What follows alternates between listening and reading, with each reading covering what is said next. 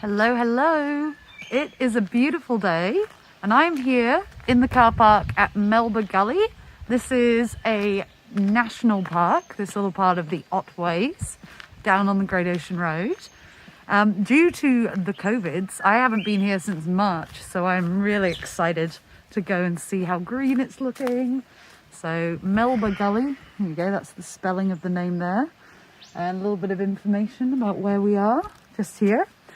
So I'm going to take you down the steps and I'm going to take you to do a tour that I used to do quite regularly on the Great Ocean Road tours. I'm walking around a beautiful rainforest. You can probably hear the birds and everything chirping. There is wildlife that can be found here. Probably the most interesting one is there is a type of snail that can only be found here. It can be found here, and there's one other pocket of cool temperate rainforest where it can be found, and that's the only place in the world. It is the Otways black snail, and this snail is carnivorous, so flesh eating. Most things in Australia, you know, they're trying to kill you, they eat flesh. Now, they don't have any venom, but what they do is they eat things like worms and dead insects that you might find in the rainforest, on the rainforest tour. Australia, you might accidentally get killed. Rainforest, and this is virgin rainforest. This comes from when Australia used to be pretty much covered in rainforest a long time ago. We're talking quite a few million years ago. But as this was Gondwana land, it was a tectonic plate at the bottom of the globe. As that broke up and shifted north, the climate changed and a lot of the rainforest disappeared. So we've got these little pockets that are left. What clarifies it as a rainforest? It's got 3 layers. So we've got our canopy layer at the top, giving us, keeping in all the moisture and keeping that air recycled. It's a warm day, but as you come in here, the temperature drops a bit. And yeah, it smells really beautiful and fresh in here. And then we've got our middle layer here made up of tree ferns. So you're going to see a lot of these tree ferns as I take you through. That's one with all the leaves and things breaking off there. And I'm just going to show you around here as well what's the path we're walking down, covered with tree ferns. So you do get animals that are interested in these tree ferns, mainly possums. What they do, you can see at the top of the, hang on, there you go, there we go, that's the top of one of them. They like to make a little nest in there, and then if I take you up, before these fronds have opened out, I'll find you some more fronds. Before those fronds have opened out, they're a bit of a delicacy, so the possums like to nibble on those, something nice to eat. I'm going to have to put the camera right down here, hopefully that's not too into the sun, for you to be able to see the height of these trees. Look at them. They're absolutely huge. So these trees making up the canopy, these are Eucalyptus aeruginus is the Latin name. They're also called mountain ash is what we tend to call them. And they are the tallest type of eucalyptus tree. They are very thirsty trees. So these ones here, I know that they were replanted probably about 80 years ago. Because this was a big logging area when Europeans first came to Australia, and when they got into this area in the Otways, they knock on these eucalyptus trees, they realise that they're hardwood and they go yippee and start cutting them all down. So a bit of replanting went around this area. So they've got to that height already, only, they can grow up to 100 metres, and that can happen in 80 years because eucalyptus holds a lot of water and they are very, very thirsty trees. Other animals in the water that we're interested in, you can get platypus here. I have probably been to this rainforest 100 times, over 100 times, and I've never seen one. But one of my friends, she was doing a Great Ocean Road trip. I told her, you've got to stop here, go and do a bit of camping. They camped nearby, so they were able to come in the evening. And they saw a platypus, the one and only time they've been here. I was very jealous, but maybe today's the day. It's been very quiet.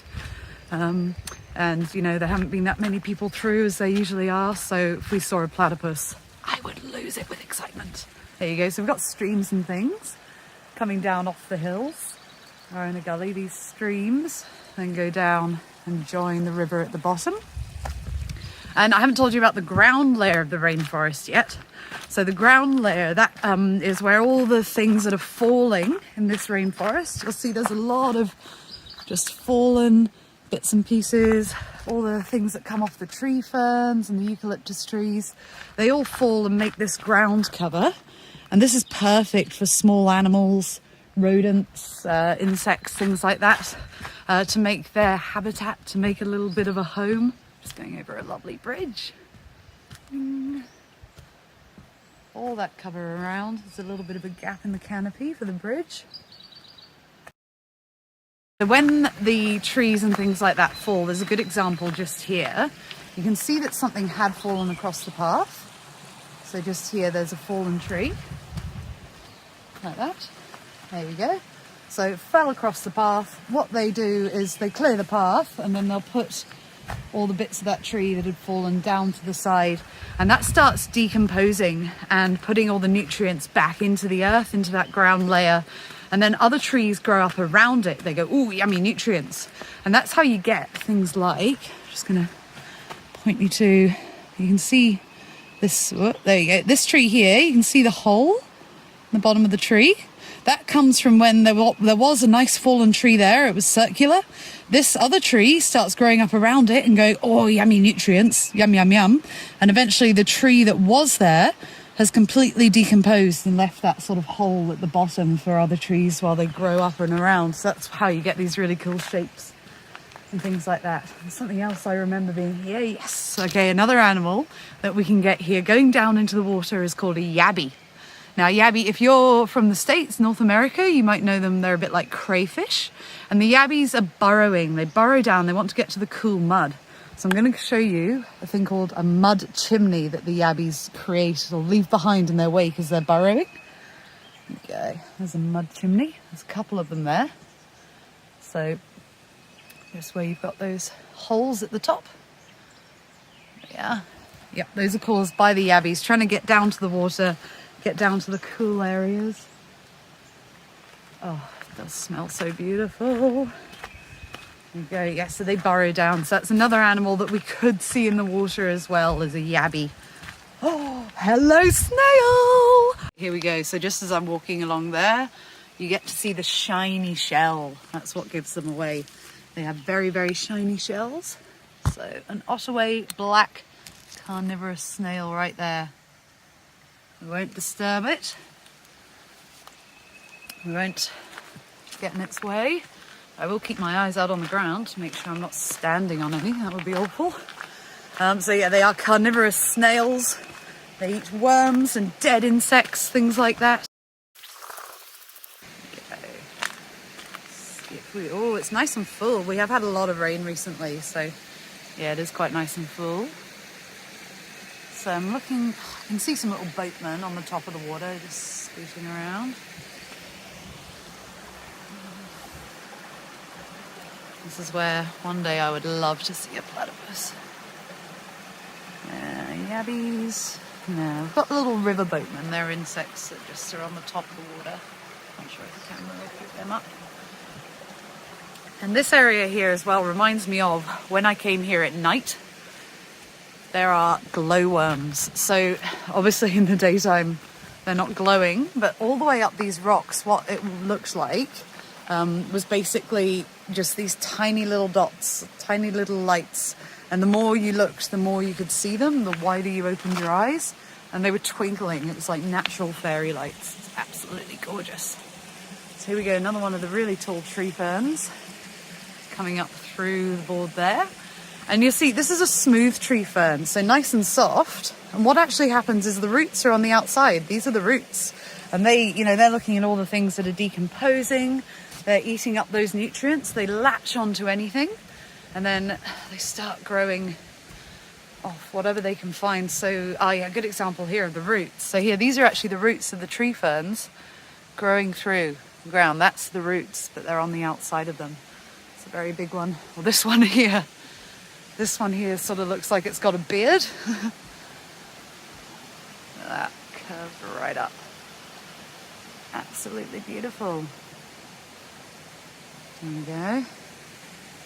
Cascade, don't mind if I do.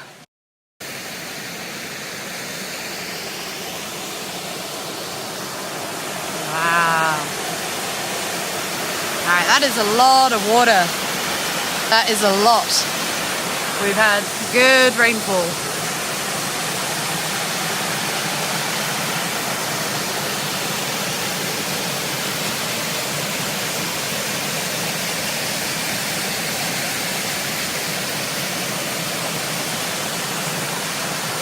There you go. You can see more of the fronds there that the possums eat.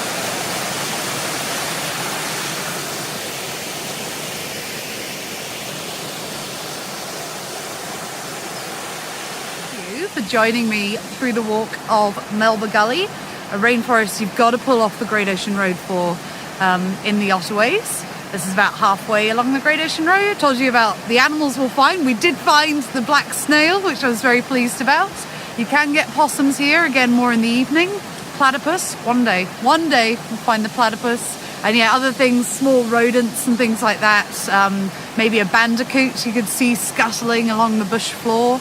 The floor of the rainforest. And I've told you about the layers, so the canopy, our ferns in the middle layer, and then the ground layer, giving all the nutrients and keeping that cycle going to create beautiful fresh air. So thank you for joining me, and you definitely need to come down one day and explore this for yourself.